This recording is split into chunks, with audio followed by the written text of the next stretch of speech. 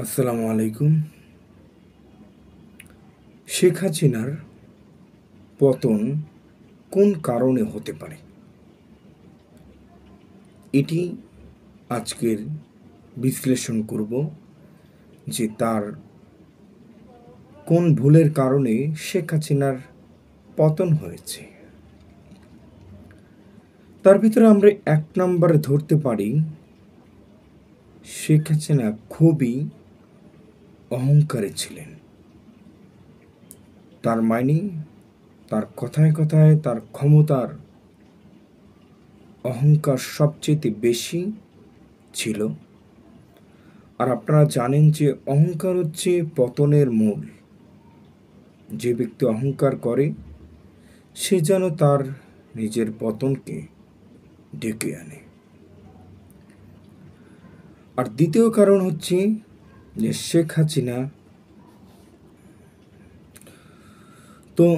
দ্বিতীয় কারণ হচ্ছে যে শেখ হাসিনা তিনি এই দেশে যতদিন বেঁচে থাকবেন ততদিন তিনি তার যে ক্ষমতা, তার যে সিংহাসন, সেটাকে ধরে রাখার জন্য তিনি এদেশে বিডিআরের হত্যাকাণ্ড ঘটিয়েছে।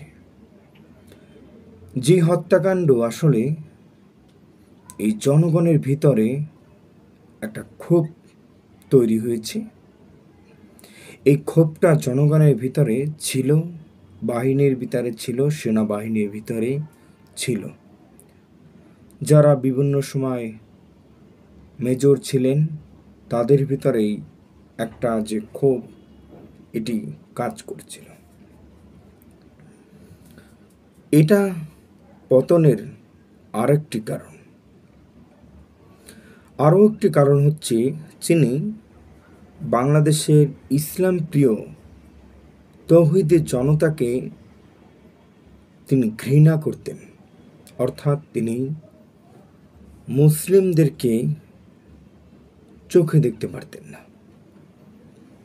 ভারতে যেমন হিন্দুরা, বিজেপি তারা যেরকম মুসলিমদেরকে চোখে দেখতে পারে না, শেখ হাসিনাও ঠিক এরকম একজন ব্যক্তি যে ইমানদার, খাঁটি ইমান যার আছে তাকে তিনি পছন্দ করেন না। যাদের খাঁটি ইমান আছে তারা হক কথা বলে, তারা সত্য কথা বলে। আর এই সত্যবাদীদেরকে শেখ হাসিনা পছন্দ করতেন না। তার ভিত্তি একজন ছিলেন দেলোয়ার হোসেন সাঈদী, যাদেরকে তিনি যুদ্ধ অপরাধী বানিয়েছেন। তাদেরকে নিয়ে অনেক বিতর্ক রয়েছে এবং তাদের বিচার নিয়ে প্রশ্ন রয়েছে এবং অনেক বিতর্ক রয়েছে। একটা তথাকথিত একটি ট্রাইব্যুনাল তৈরি করে সেটিকে আন্তর্জাতিক নাম দিয়ে তাদের নিজেদের বিচারক দিয়ে তারা বিচার করেছে, যার কারণে বিচারের প্রতিটা রায় শেখ হাসিনার পক্ষে গিয়েছে আর তাদের বিপক্ষে গিয়েছে। কারণ ওখানে যদি সত্য বিচার করা হয় তাহলে এসব ব্যক্তিরা মুক্তি পাবে, দেলোয়ার হোসেন সাঈদী সহ তারা মুক্তি পাবে। এবং তাদের যে সাক্ষী রয়েছে সুখরঞ্জন বালি, তাদেরকে শেখ হাসিনা গুম করেছে, ভারতে পাঠিয়ে দিয়েছে। যারা মিথ্যা সাক্ষী দিয়েছে, যারা সাঈদী সাহেবের পক্ষে কথা বলেছে ওই এলাকার যারা, তাদের বিরুদ্ধে উনি কঠোর ব্যবস্থা নিয়েছে। তাহলে এটা প্রকাশ্যে বোঝা যাচ্ছে যে এটা সম্পূর্ণ মিথ্যে অভিযোগ ছিল। মিথ্যা অভিযোগের মাধ্যমে এই জামাতের ব্যাপক জনসমর্থিত নেতাকর্মীদেরকে তিনি ফাঁসি দিয়েছেন, যেটা জনগণের ভিতরে ব্যাপকভাবে শেখ হাসিনা বিরোধী মনোভাব তৈরি হয়েছে। আলেম বিদ্বেষী, কোরআন হাদিস বিদ্বেষী বিভিন্ন ওয়াজ মাহফিল হঠাৎ করে আইন শৃঙ্খলা বাহিনী এসে মাধ্যমে শেখ হাসিনা বন্ধ করে দিয়েছে। বিভিন্ন ওয়াজ মাহফিল বন্ধ করে দিয়েছে। বিভিন্ন ধর্মীয় কোনো কেউ যদি পালন করতে চাইতেন, তার চাকরি থেকে তাকে নট করে দিয়েছেন। এটাও একটা শেখ হাসিনার পতনের অনেক বড় একটা কারণ। বুঝতে পেরেছেন? তো যখন মানুষের বিপদ আসে, যখন তার পতন আসে, তখন সে যে সিদ্ধান্ত নেয় সেটাকেই মানে জনগণ সেটাকে ভালোভাবে নেয় না। ভালো কাজ করলেও সেটা ভালোভাবে নেবে না, খারাপ কাজ করলেও সেটা ভালোভাবে নেবে না। তো শেখ হাসিনা যদি আলেম ওলামাদেরকে তিনি শ্রদ্ধা করতেন। এরপর যে আর একটা কারণ হচ্ছে যে 13 সালে শাপলা চত্বরে গণহত্যা চালিয়েছে আলেম ওলামাদের উপরে। যেখানে প্রশ্ন হচ্ছে যে শাহবাগে যে যারা ব্লগার রয়েছে ইসলাম বিদ্বেষী, তাদেরকে শেখ হাসিনা নিরাপত্তা দিয়েছে 1 মাস, সাধারণ মানুষদেরকে কষ্ট দিয়ে।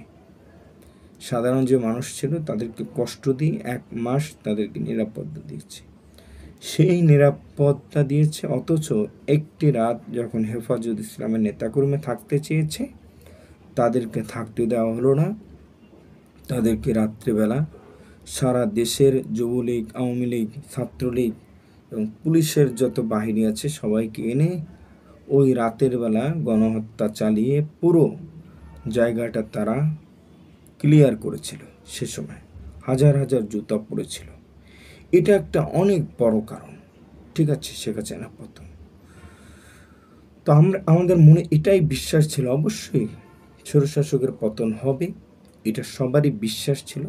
হয়তো শেখ হাসিনার বিশ্বাস ছিল না, সে ভেবেছিল না তার পতন হবে না।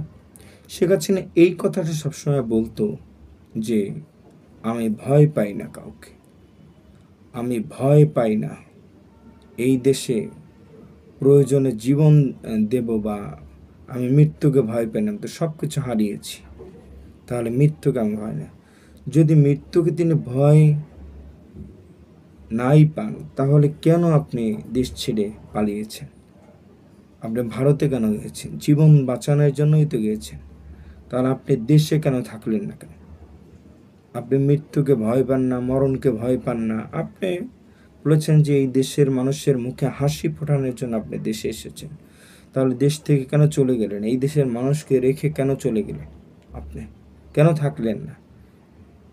কারণ আপনি এটাই জানতেন যে আপনি প্রতিটা নির্বাচন ভোট চুরি করে আপনি ক্ষমতায় এসেছেন, আর বলেছেন যে আমার ব্যাপক জনপ্রিয়তার মাধ্যমে আমি ক্ষমতায় এসেছি। সেনাবাহিনীও জানে যে আপনার জনপ্রিয়তা কতটুকু ছিল, পুলিশও জানে, র্যাবও জানে, বিজিবিও জানে, যার কারণে সেনাবাহিনী আপনার পাশে ছিল না। কারণ তারা জানে যে শেখ হাসিনার কোনো জনপ্রিয়তা বাংলাদেশে নেই। তো সবাই ভালো থাকবেন, সুস্থ থাকবেন। বিশ্লেষণ এটাই, যেগুলো কোট করেছি সেটাই, এবং সর্বশেষ ছাত্র গণহত্যার মাধ্যমে শেখ হাসিনার মূল পতন হয়েছে। এই কারণে শেখ হাসিনার পতন হয়েছে।